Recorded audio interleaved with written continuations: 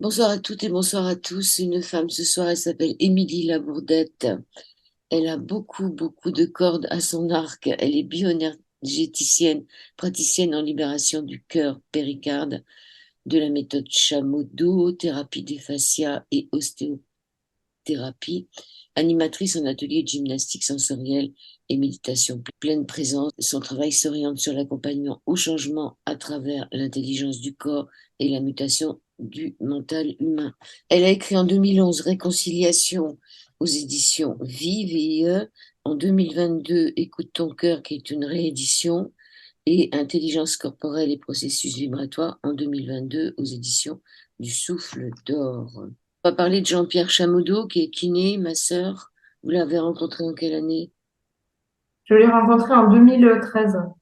C'est un ostéopathe qui a travaillé avec Montserrat Gascon et qui a développé son enseignement propre en utilisant bien sûr ce qu'il avait appris de Montserrat. En tout cas, c'est tout le travail autour du cœur péricarde.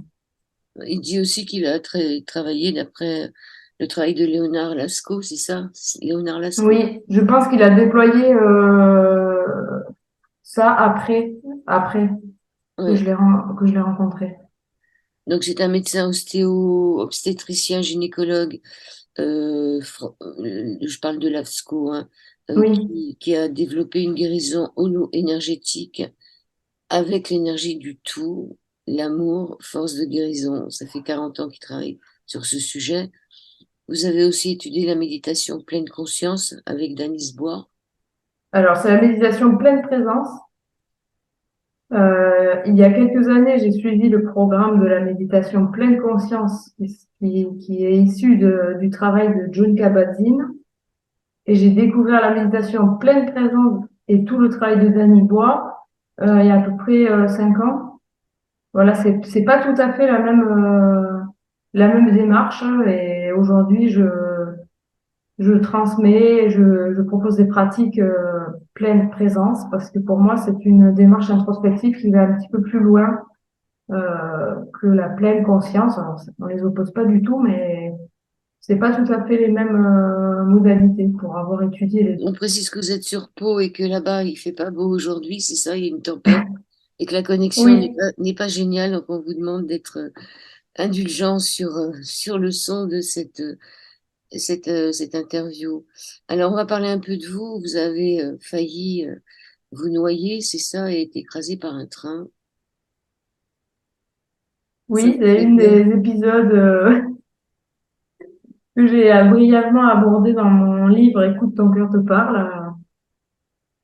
Bon, ces deux événements qui ont marqué en tout cas un petit peu ma conscience. Après, il y avait d'autres choses que j'ai pas forcément développées parce que c'est des choses plus personnelles, mais c'est vrai que ça engendre voilà des réflexions et des questionnements qui m'ont amené petit à petit voilà à poser des mots sur mon expérience. Mon chemin est bon, on a tous un chemin atypique, hein, mais on n'en fait pas tous un livre.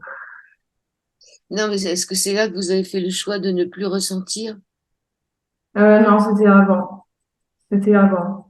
J'ai dans mon enfance, il y a eu beaucoup de chocs psychologiques et je pense que par survie et par réflexe de protection, eh bien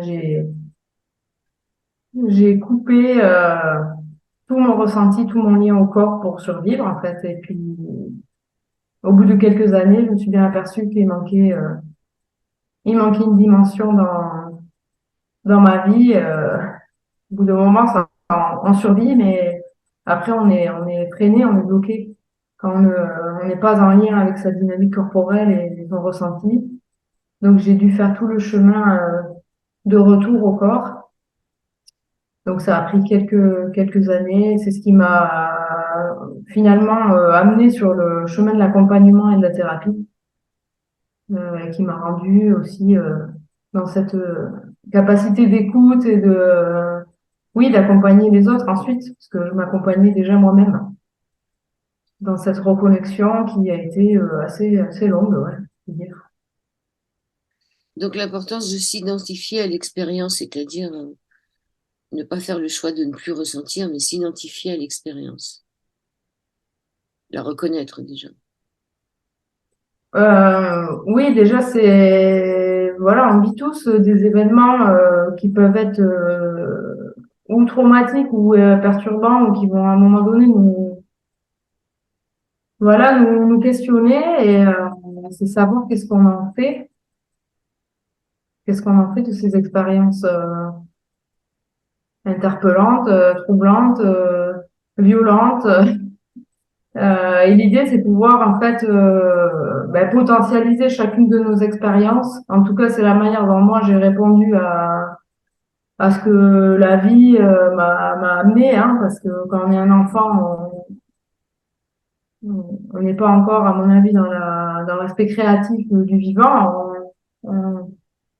On reçoit les conditions de notre arrivée et puis on fait avec. Hein, donc j'ai vraiment essayé, à travers tout ce que j'ai vécu, de potentialiser les choses pour le rendre une force motrice plutôt qu'une force retardataire. Et puis, grand heureusement, j'avais en moi cette dynamique puissante qui m'a permis de rester finalement solide face aux épreuves et face à la grande lucidité aussi que j'avais par rapport à ce que je vivais, parce que quand il y a une hypersensibilité, le réflexe c'est de fermer un peu les canaux parce que sinon c'est trop quoi. Il y a une surcharge aussi informationnelle et puis tissulaire et toutes les réponses sont extra exacerbées. Donc c'est bien normal aussi, enfin il y a une légitimité dans ce fait de fermer un petit peu les canaux, mais à un moment donné, pour pouvoir comprendre ce que l'on vit, euh, eh bien il y a un besoin, en tout cas moi c'était mon besoin de réouvrir progressivement ces canaux de perception, de compréhension qui passent nécessairement par le corps. Hein. Alors, est-ce que c'est ça, lorsque vous écrivez en grandissant, ne plus être, mais faire, être, la différence entre être en nous ou hors de nous? Oui, il me semblait que étant incapable, en tout, oui, dans une incapacité temporaire d'être à l'intérieur de moi, parce que à l'intérieur de moi, il y avait une énorme souffrance, eh bien, la stratégie, c'était d'aller dehors. Donc, quand on dit vivre à l'extérieur, c'est prendre appui sur tout ce qu'il y a à l'extérieur de nous, les relations, le travail, les rôles qu'on joue, ou qu'on décide de jouer, les hobbies, les loisirs, les addictions quand il y en a, enfin voilà, tout ce qui peut nous structurer finalement, mais qui est quelque part toujours dehors. Donc ça, c'est à mon avis une stratégie de survie qui peut tenir un temps et qui en fait constitue notre expérience d'être humain parce que on a pour survivre dans ce monde, on a tous des points d'appui extérieurs, hein, que ce soit au niveau des relations amicales, des animaux, du travail. Voilà, chacun trouve son point d'appui ou ses points d'appui comme il peut. Et des fois, c'est des points d'appui qui sont amenés à se transformer parce que ça peut être aussi freinant, ça peut être aussi toxique, ça peut et cette dynamique-là du vivant que, que, que j'essaye de transmettre, de partager, permet de transformer petit à petit ces points d'appui extérieurs qui sont plutôt dans une idée de survivre et de s'anesthésier et de s'oublier en fait parce que à l'intérieur c'est trop souffrant. Cette dynamique du vivant, petit à petit, quand elle reprend corps et qu'on commence à la rencontrer, elle permet de rentrer en résilience et puis de revenir à l'intérieur de soi pour vivre finalement une autre vie. Parce que quand notre vie se construit depuis l'intérieur, elle change. Elle change, elle est plus peut-être plus fluide, plus simple, plus créative, plus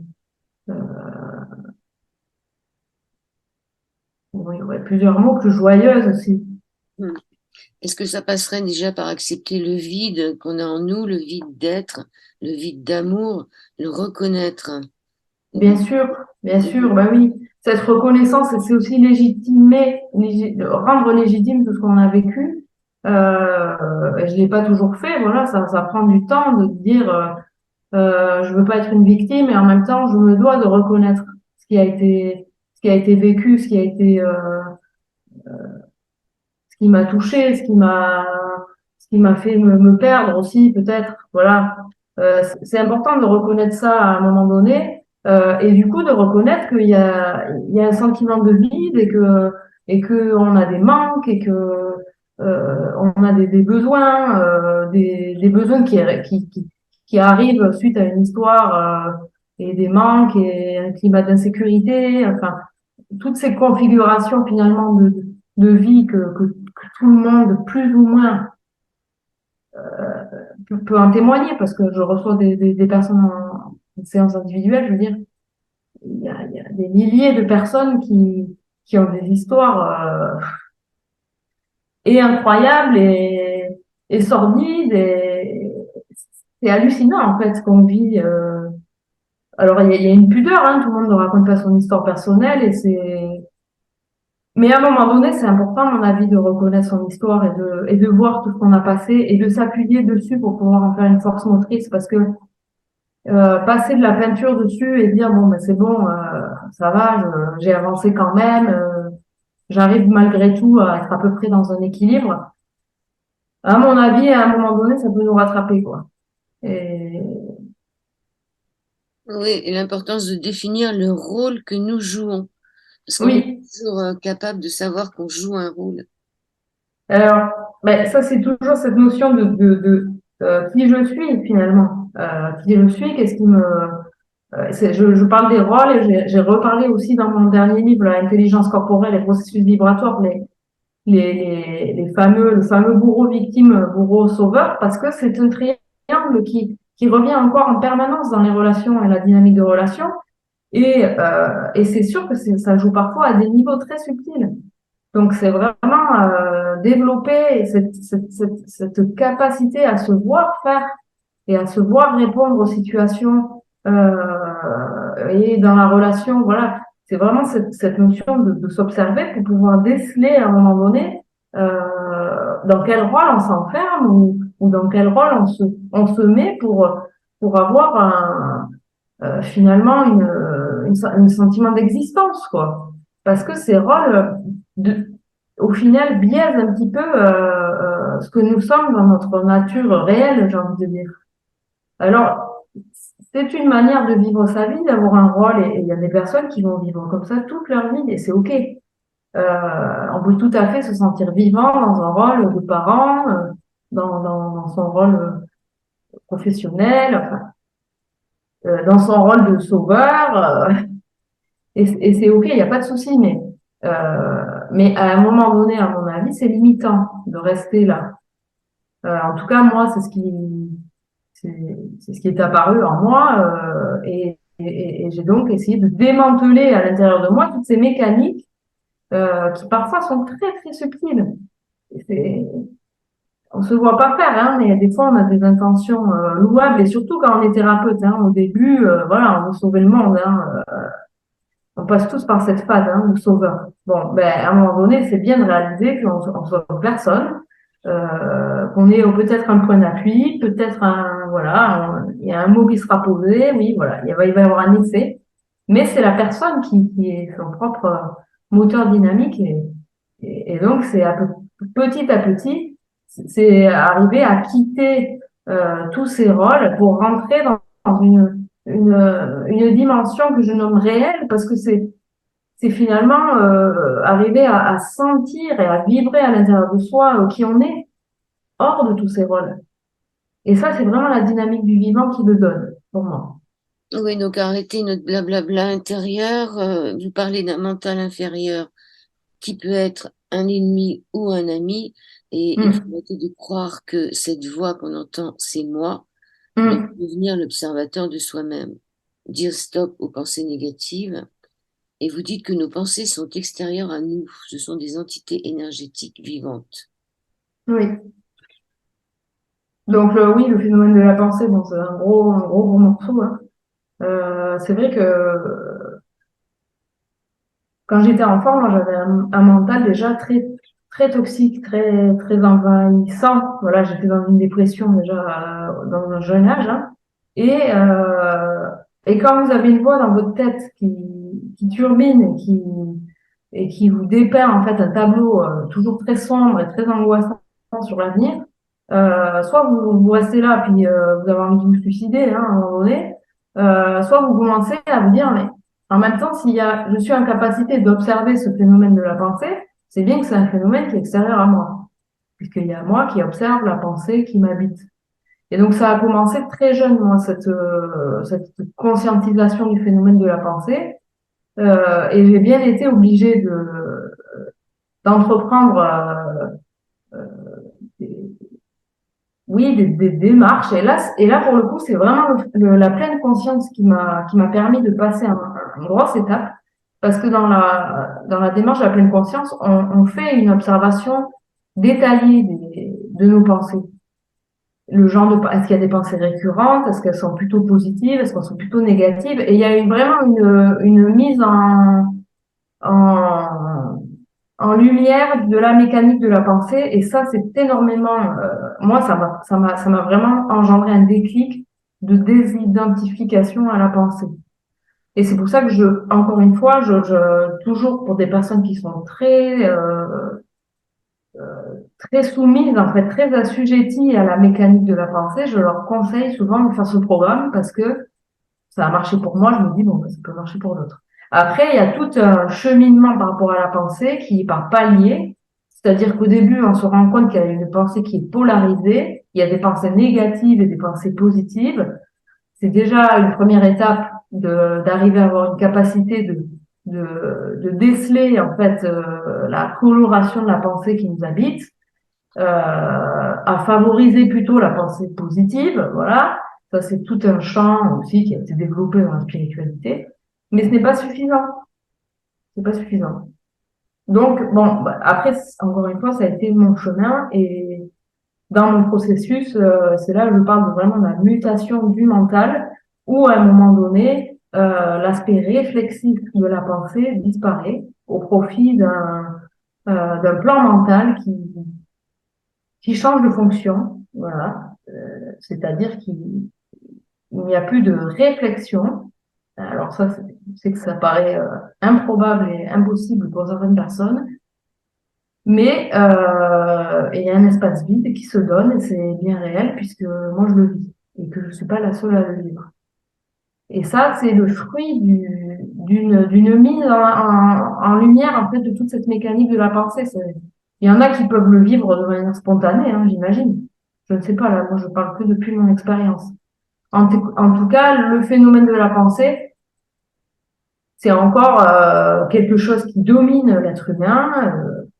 Et c'est pas difficile de comprendre cela. Déjà, voir comment une pensée peut être obsessionnelle, peut être invasive et peut engendrer de la tension dans le corps, peut engendrer des problèmes de sommeil, une multitude de symptomatiques. Questionner une dizaine de gens, il y en a plein qui vivent encore ça au quotidien. Donc, c'est vrai que c'est important, à un moment donné, de commencer à entreprendre un travail ouais, d'observation, mais un petit peu, c'est une étude, hein. C'est pour ça, moi, j'aime bien parler d'études parce que pour que ce soit efficace et que une réelle transformation ait lieu dans le mental, il faut vraiment de la clarté. Il faut vraiment de la clarté en soi et pouvoir observer cette dynamique de la pensée pour la comprendre. Oui, alors donc avoir le droit d'avoir des pensées négatives aussi, hein, ça arrive. De toute Oui, façon, bien sûr, bien sûr. et comment guérir ces pensées? Vous répondez, comment gérer ces pensées et que ressentez-vous quand elles vous traversent et où sont-elles situées dans le corps? C'est important Oui, parce que finalement, les pensées, elles résonnent dans le corps, il y a une vibration dans le corps. oui, il y a une vibration dans le corps et c'est vrai que ça peut faire baisser, ça peut changer notre humeur, ça peut changer notre dynamique interne, ça peut amenuiser voilà, nos forces motrices, notre morale, et créer des tensions dans le corps. Parce qu'un mode de pensée qui est, entre guillemets, inadapté va engendrer des répercussions sur le corps énergétique, sur le corps physique. Et ça, c'est mesurable aussi. Quand je travaillais en bioénergétique avec l'antenne de l'échelle, en tout cas dans ce qu'on m'a transmis, on pouvait tout à fait voir par les décalages du champ énergétique. Alors, c'est mesurable, c'est sur la longueur d'onde. La manière dont la personne se décale, on peut mettre en évidence le fait que son mode de pensée n'est pas adapté pour la personne, et notamment le mode de pensée négatif. On parle beaucoup de la pensée négative, mais c'est surtout une pensée qui va être aussi parasite. Et là, on revient sur le fait de sortir de soi.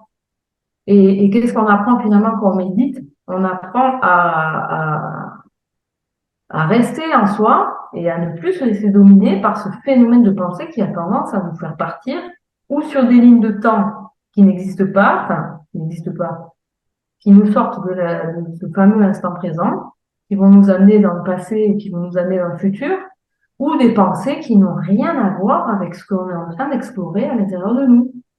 Ça, pour moi, c'est des pensées parasites qui n'ont rien à faire dans l'espace de méditation.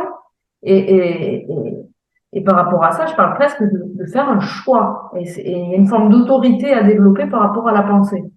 Et à un moment donné, on peut pas être à demi avec la pensée parce qu'elle peut être extrêmement perturbatrice en fait. On se rend pas compte encore. Hein. Et la pensée, c'est une chose, mais il faut en avoir conscience. Et vous dites que la conscience est une échelle de mesure de notre volonté. La volonté, dans le sens réel, n'a rien à voir avec le désir égotique à l'échelle Mm. d'un rayon. Parce que la pensée, c'est une chose, mais il faut en prendre conscience. Donc, comment... Oui, ben, c'est là où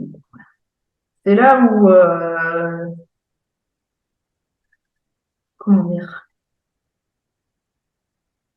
La dynamique de la conscience, on voit bien que elle est très personnelle et intime. On n'a pas tous les mêmes objectifs dans cette vie. On n'a pas tous les mêmes questionnements sur qu'est-ce que je fais là, qui je suis. Bon, bah ça engendre un état de conscience.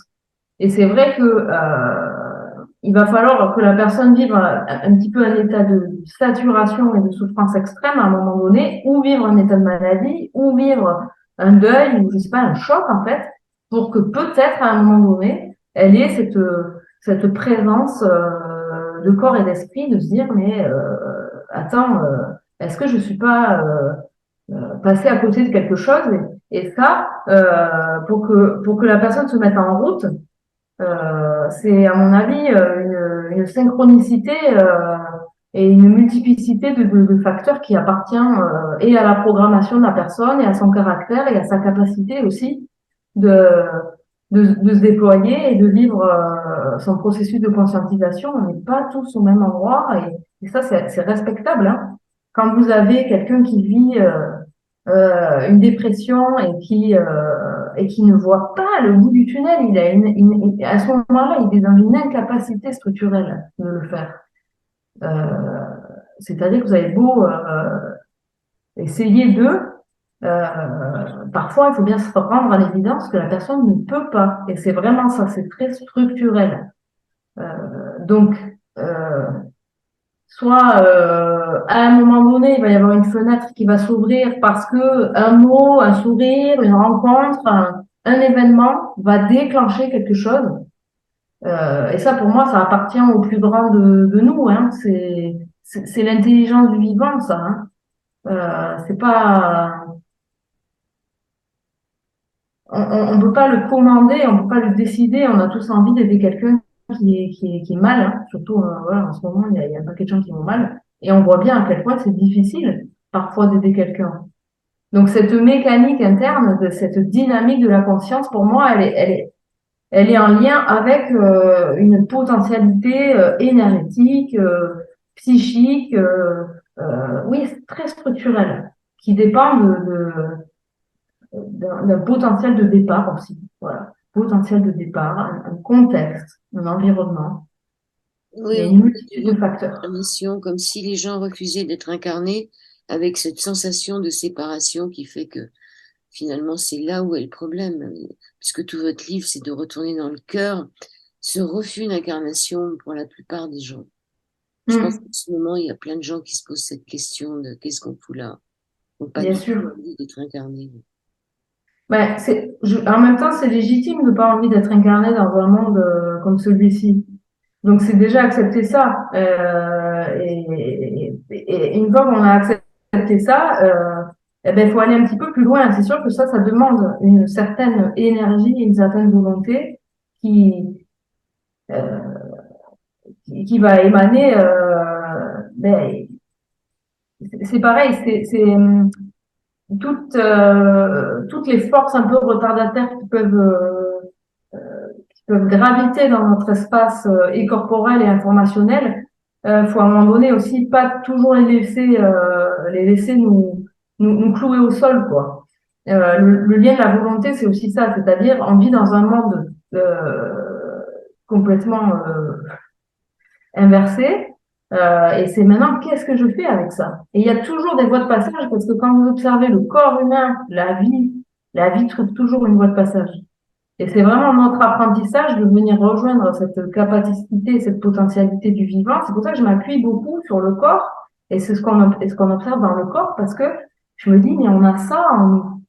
Et oui, c'est dur. Et oui, on n'a pas envie d'être incarné parce que c'est bien normal.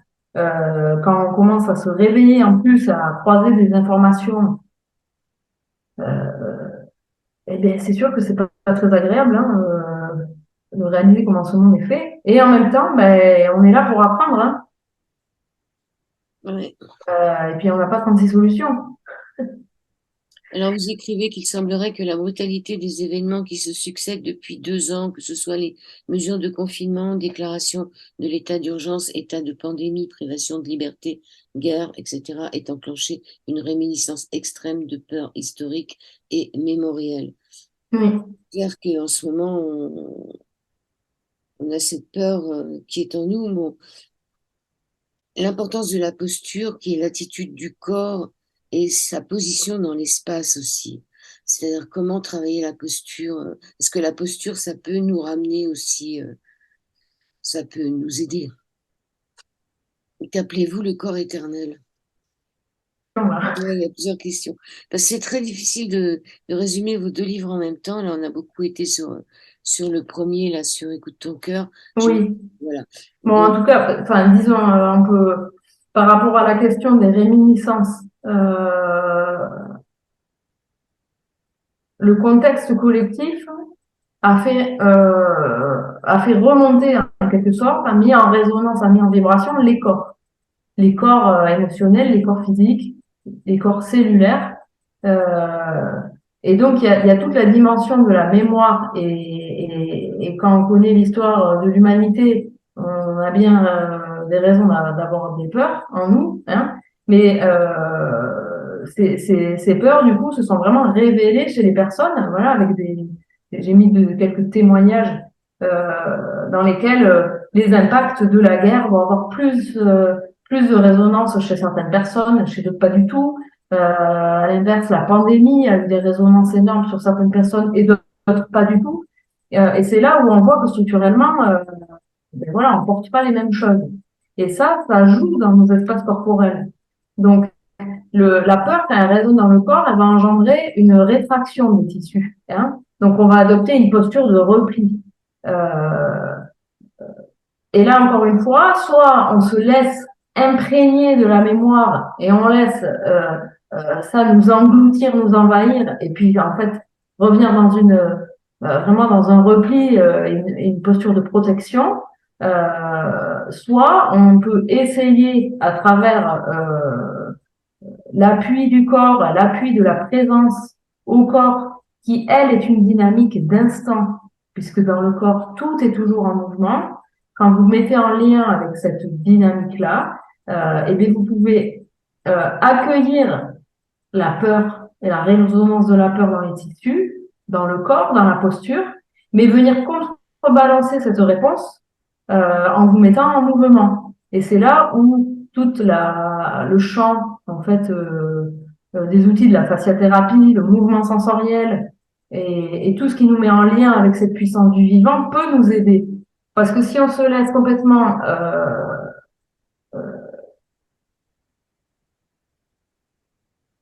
durcir, geler en fait, parce que des fois voilà, on parle de sidération, cet état de sidération, c'est une réalité au niveau du système nerveux, hein. Ça veut dire qu'il y a eu une résonance traumatique, hein.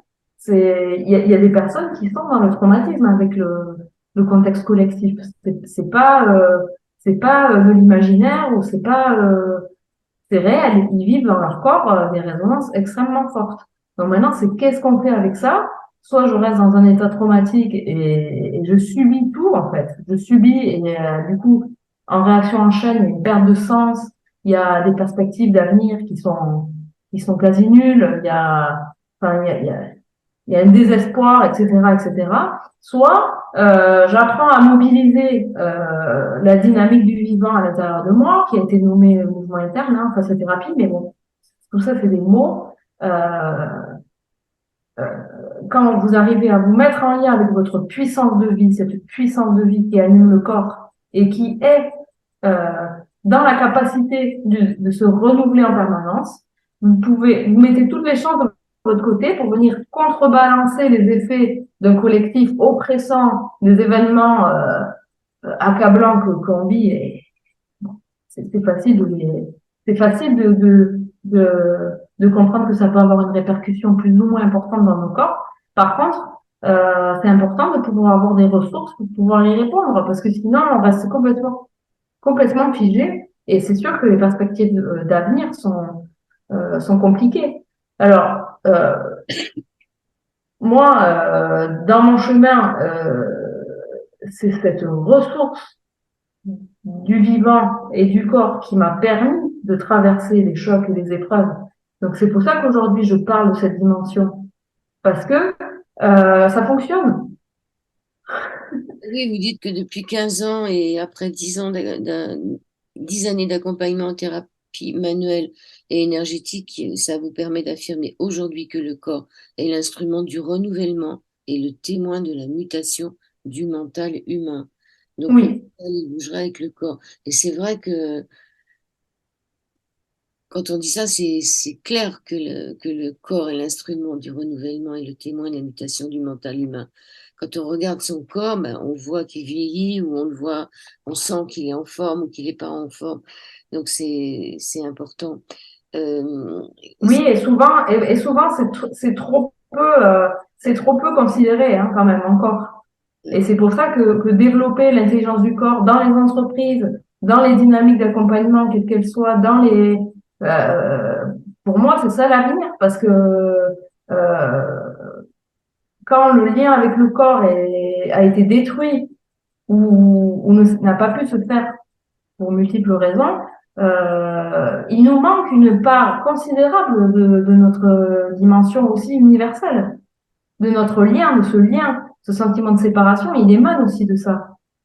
Et quand on parle de manque de confiance en soi, c'est aussi, pour moi, la confiance en soi, je la mets beaucoup en lien avec cette distance relationnelle au corps. Donc, quelqu'un est loin de son ressenti interne et qui n'a aucune boussole ajustée, ben, il n'a pas confiance et c'est bien normal. Mais par contre, ça se travaille. Et c'est vrai qu'aujourd'hui, le contexte nous pousse à aller chercher ces boussoles intérieures, à les construire et encore plus qu'avant, j'ai envie de dire, hein. c'est quoi se saisir du facteur occulte du véritable loi de l'incarnation? C'est quoi ces véritables lois de l'incarnation et se saisir du facteur occulte? Bon, ça, je ne peux pas y répondre en 5 minutes. C'est des thématiques qui sont particulières, mais qui méritent un petit peu de temps. Le facteur occulte, donc quand on dit occulte, c'est le facteur caché, hein. Alors, on peut parler de l'invisible, on peut parler de la dynamique vibratoire des choses. En tout cas, c'est toute la dimension du vivant qui n'est pas nommée, qui est senti quand on est un enfant, on sent des choses, on voit des choses, on capte des choses, voilà. Il y a des êtres sur cette planète qui ont des capacités extrasensorielles et qui les utilisent comme elles ont envie de le faire. Mais cette dimension de l'invisible et de l'occulte et de l'énergie, du coup, doit être de plus en plus développée et mieux comprise par l'être humain. Parce qu'on a beaucoup parlé de l'énergie, tout est énergie, nos pensées sont créatives, voilà, ça c'est des phrases qu'on entend partout tout le temps, mais le phénomène énergétique n'est pas encore très bien compris. On ne sait pas faire. On ne sait pas agir sur notre matière, on ne sait pas. Si on est très concret et très honnête, on n'a pas encore tout compris les lois de l'énergie. Donc cette dimension de l'invisible, c'est quelque chose de très individuel. C'est-à-dire, c'est un savoir qui doit se déployer à l'intérieur de soi. Ce qu'on sait, on le sait pour soi. Après, on peut transmettre des clés parce que il y a des territoires universels dans ces dimensions de l'invisible, mais cet apprentissage, il est personnel. Et encore une fois, utiliser l'instrument du corps pour comprendre cette dimension de l'invisible, on met toutes les chances de notre côté que ce soit un chemin pragmatique et concret. Euh, mais encore une fois, on ne pourra pas faire l'économie de marcher ce chemin parce que sinon, on se retrouve toujours dominé par quelque chose qu'on ne comprend pas. Voilà, la compréhension de Dieu, la compréhension de quelque chose de supérieur à nous, la compréhension peut-être des extraterrestres. Voilà, je ne sais pas ce qui se passe mais sur les deux qui ils ne cessent de parler des civilisations extraterrestres. Tout ça, ça fait partie de la dimension de l'occulte. Mais est-ce qu'on le comprend vraiment? Et si une personne explique ça, les autres vont être amenés à la croire. Donc, on va repartir encore dans quelque chose qui n'est pas réel. Donc ça, c'est vraiment un chemin en soi à marcher. Mais il faut faire une étude. Et encore une fois, c'est prendre le temps d'observer, d'écouter, de questionner, de nommer, de re-questionner. Et cette dynamique de résonance d'acquisition de réponses en fait en interne, elle a besoin du corps. On a encore besoin de ce corps comme un instrument de compréhension occulte. Oui, vous dites qu'en tant qu'humains, nous avons accepté les règles de l'incarnation sans jamais les avoir remises en question, ni vraiment les comprendre, soit par des intérêts complets, soit par incapacité à obtenir des réponses, notamment en lisant dans les livres un peu plus loin. Vous dites qu'il y a des mécanismes de soumission à démasquer. Tout à fait. Donc ça, par exemple, dans le corps, ça se lit très facilement dans les schémas corporels, les mécaniques de soumission. C'est des choses qu'on peut sentir facilement. Et c'est sûr que bon, moi, je me suis toujours questionnée sur à la fois le sens de notre présence ici et j'ai toujours trouvé absurde le fait de naître, vivre et mourir. Bon, c'est mon truc, hein. Mais ça, c'est sûr que ça m'a amené à chercher, et à un moment donné, dire, mais je veux les réponses. J'ai le droit de les avoir. Et ça, voilà, c'est un engagement qui est tellement singulier. Parce que tout le monde n'a pas envie d'aller sur ces territoires. Et, mais quand on ne vit pas une vie libre, et aujourd'hui, on ne peut que reconnaître que le monde dans lequel nous vivons est un monde de prisonniers, c'est juste un fait quand on accole toutes les réalités en fait. Hein. Bon, maintenant c'est se dire, mais dans ce monde où je me suis laissée emprisonner, je vais mettre en lumière les barreaux de la prison, les murs et tout ça. Vous comprenez? Oui, il y a le phénomène de soumission. Ça m'a fait penser au travail que faisait Mère. Vous connaissez Mère sur les cellules? Oui, bien sûr. Ça m'a fait un peu penser à ça, votre livre. On est déjà à près d'une heure d'émission, donc j'aimerais qu'on parle Vous dites en tout début du livre Intelligence corporelle et processus vibratoires que vous avez eu la chance de connaître de manière concomitante l'enseignement de Bernard de Montréal et Mm. d'Anis Bois. L'étude s'est faite de manière conjointe et j'ai vécu une intégration fulgurante de ces deux domaines qui pourtant ne semblaient rien n'avoir en commun. L'interdépendance du monde invisible et du monde matériel ne peut plus être niée. Ces deux niveaux de réalité ont toujours œuvré en l'homme et font partie de l'histoire de l'homme. En revanche, aucune véritable étude à ce jour ne permet de se saisir de ces véritables corrélations et du véritable impact du monde invisible sur nos vies, notamment sur nos relations, notre quotidien, nos vies d'êtres humains. Cet ouvrage tente de décrire un passage, un processus, un phénomène nommé initiation solaire, pour reprendre le terme de la psychologie évolutionnaire de Bernard de Montréal. Mm. Initiation solaire, je pense que c'est vraiment le but. Qu'est-ce que c'est qu'une initiation solaire? J'aime bien le... Bah, c'est un terme qui a été utilisé par Bernard de Montréal et puis qui a été donc je réutilise les termes pour que la compréhension soit plus aisée et que les personnes puissent faire des ponts dans leur propre compréhension. L'initiation solaire, c'est un processus de,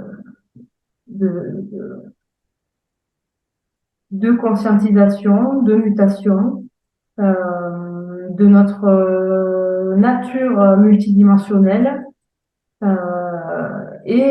C'est aussi un processus très corporel. L'aspect du corps a été peu décrit par Bernard de Montréal. Il a développé tout un tas de notions, d'aspects, mais il a peu parlé du corps. Et lorsque j'ai écouté ces audios, sa vibration à cet homme et ce qu'il dit, qui est euh, incompréhensible pour beaucoup de gens. D'une part parce qu'il a un accent très prononcé et d'autre part parce qu'il a une manière de diffuser son instruction qui est très singulière. Moi, m'a vraiment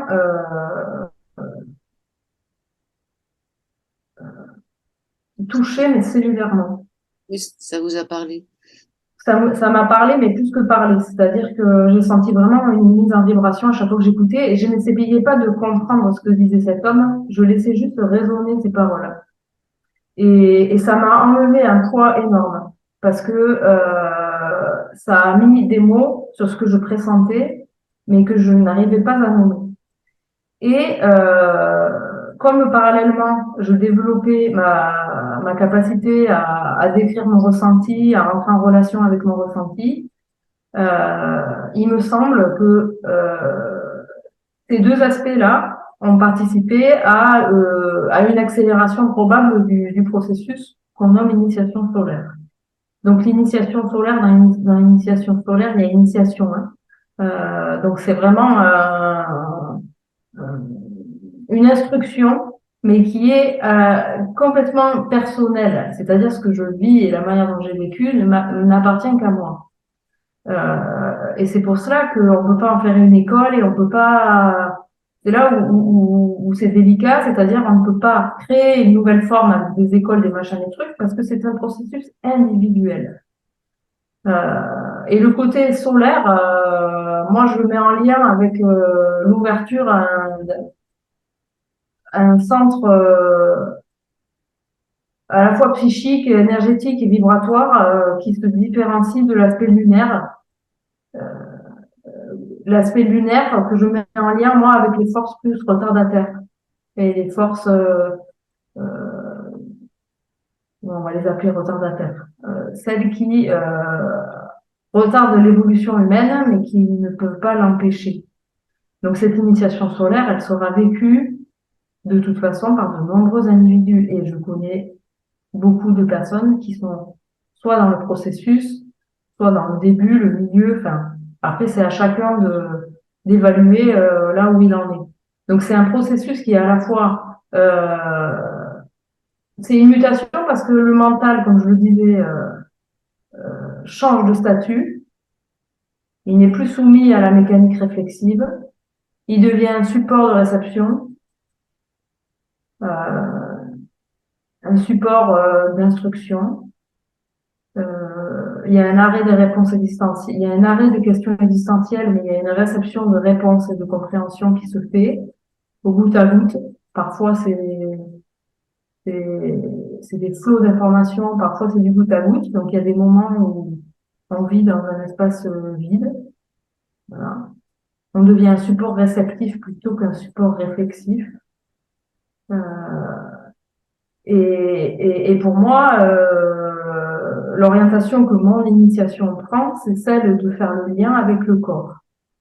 Parce que Mère a abordé l'aventure du corps. J'ai pas mal lu ses écrits parce que pour moi, c'est les seuls écrits qui témoignent du processus de l'initiation solaire dans le corps, c'est-à-dire accéder à une dimension matérielle nouvelle, hein, euh, que permet l'assimilation de cette nouvelle vibration qui a été nommée supramentale. Mais c'est de l'énergie. En fait, c'est une intégration d'énergie. Donc, c'est très physique.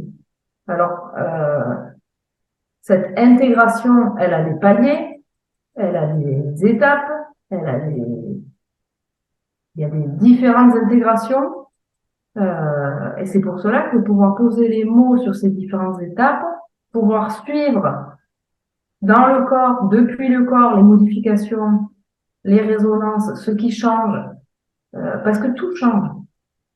Tout change. Je n'ai pas la même vie que j'avais il y a quelques années. Et il faut pouvoir le supporter aussi, ce changement. Parce que c'est pour ça que ce n'est pas quelque chose de volontaire. C'est Oui, pas, oui, je veux vivre. Non, c'est ça arrive quand les conditions sont en place. Et donc, la seule chose qu'on puisse faire, c'est préparer le terrain. C'est pour ça que je parle aussi de la dynamique des fascias, du corps, apprendre à être en soi et à faire place nette en soi pour pouvoir recevoir cette instruction et cette vibration parce que c'est de l'énergie. Et cette énergie, quand elle percute, je peux vous dire que ce n'est ni agréable, ni confortable, voilà, comme ça a pu être décrit parfois dans la spiritualité. C'est pas la béatitude et la plénitude. Hein. Il peut y avoir des états de grâce, hein, mais ouais, ça bouscule, mais il y a aussi des moments où on a l'impression qu'il se passe plus rien. oui, il y a des moments où il y a des phases d'intégration où après avoir reçu une somme d'informations et le corps a besoin d'absorber aussi hein, les paliers. C'est pour ça que la dimension du corps pour moi elle est fondamentale parce que j'observe bien que dans tout ce qui se déploie en moi, j'ai des temps où j'ai besoin d'absorber. Parce qu'il y a une subtilité après dans la compréhension du processus dans le contexte collectif en plus. Parce que entre le contexte collectif et ce fameux processus individuel, c'est pas deux mondes à part, il y a quand même des résonances. Et c'est pour ça que pour moi, hein, le contexte collectif pousse l'être humain à venir préparer ce terrain pour rentrer dans sa dimension vibratoire. Tout le monde ne le fera pas, mais à un moment donné, de toute façon, c'est plus un choix quoi. Hmm. Par contre, dans cette dynamique initiatique, ce qui est important, c'est toujours garder à l'esprit la notion d'équilibre et de non-prédominance. Ce n'est pas parce que on, on rejoint des dimensions vibratoires nouvelles et qu'on parle de lumière et qu'on parle voilà de quelque chose de plus grand que soi, que ça doit nous dominer. Encore une fois, il y a toujours cette notion d'équilibre. le processus ne doit pas dominer les êtres humains. La seule chose qu'on n'a pas abordée dans dans cet entretien, c'est l'importance de se remettre dans le cœur, c'est-à-dire Mm. d'être dans le cœur, hein. Euh, c'est peut-être l'organe le plus important que le cerveau, ce qui était le cas avant, hein, il y a longtemps. On pensait que l'âme était dans le cœur. Et l'importance du cœur. Oui, bah, la dimension du cœur, c'est... À un moment, vous avez vu, à un moment, vous étiez en méditation et dans un stage de méditation de pleine conscience peut-être, euh, vous avez vu une, une énergie sortir du cœur de votre enseignant, une sorte Mm. de... Moi, j'ai vu ça aussi une fois entre une personne et une autre. C'est- Ah, Moi, c'était plutôt vert, hein, ce que j'ai vu, mais ouais. bleu et blanc.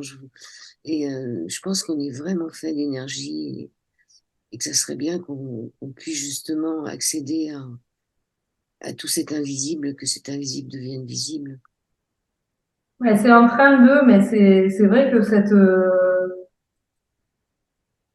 dimension du cœur, elle est restée philosophique, elle est restée anatomique aussi. Voilà, on sait que le cœur, il a une place centrale, et puis le péricarde, tout ce qui a été développé sur le péricarde est aussi très très intéressant pour comprendre ô combien l'espace cardiaque est à la fois sacré et à la fois très très sollicité dans nos vies parce que ben, on est des êtres sensibles, hein.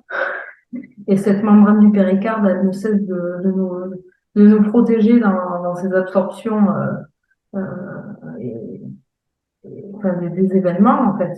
Mais la dimension du cœur dans sa réalité vibratoire, et à mon avis, il reste encore un petit peu de chemin parce que c'est aussi sortir du côté coloré du cœur et de l'amour.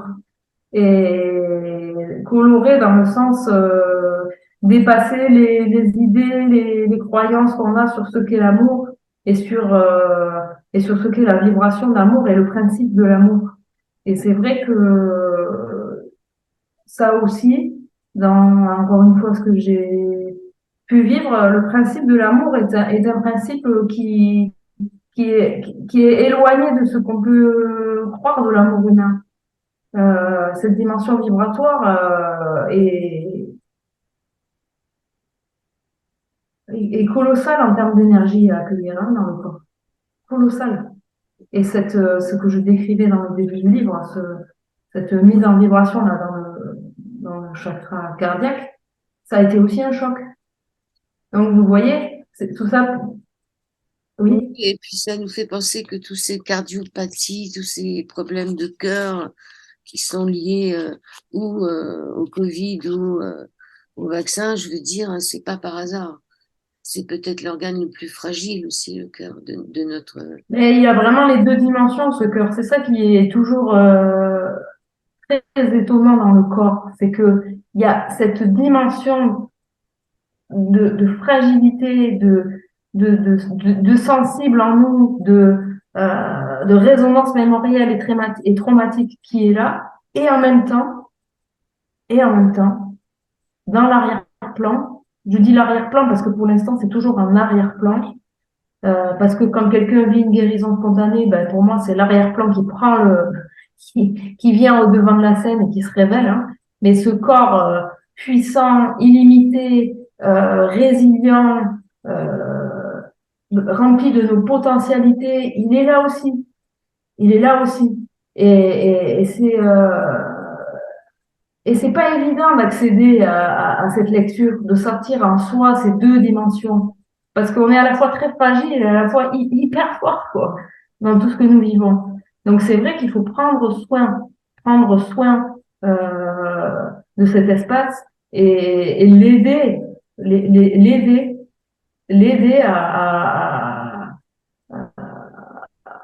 à rejoindre cette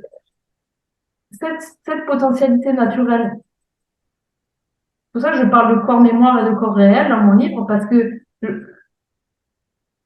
Le corps, c'est vraiment un instrument incroyable. Il y a tout là-dedans. Oui, et quand on voit qu'il est capable de se réparer tout seul, c'est quand même extraordinaire. Ben, c'est ça. Donc la potentialité est là, mais pour le moment, mais on a encore un chemin à marcher pour comprendre exactement comment ça marche. Et on ne peut pas passer outre cette compréhension, et c'est forcément long. L'aventure du corps, ben oui, c'est plus long. Le temps du corps est plus long que le temps de la conscience. Et on est en train de marcher ce chemin, et tout ce que nous vivons, et tous les impacts, les cas de figure, les personnes, voilà, qui vont interpeller par ceux qui vivent, nous amènent à ça, nous amènent à dire, mais il y a à la fois la capacité de guérir et à la fois oui, à la fois la fragilité d'un tissu, il y a les deux. Mais on a la capacité de faire jaillir de nous ce corps ben, d'éternité, ce corps de magnificence, de lumière, on appelle comme on veut, parce qu'il est là. On va s'arrêter là. Vous vous appelez Émilie Labourdette. Il y a deux livres, Écoute ton cœur te parle, Dialogue en terre intérieure et Intelligence corporelle et processus vibratoire aux éditions tous les deux du Souffle d'Or. On tape votre nom sur un moteur de recherche et on va tomber sur votre site internet. Vous serez à Paris le 12 mars pour des consultations.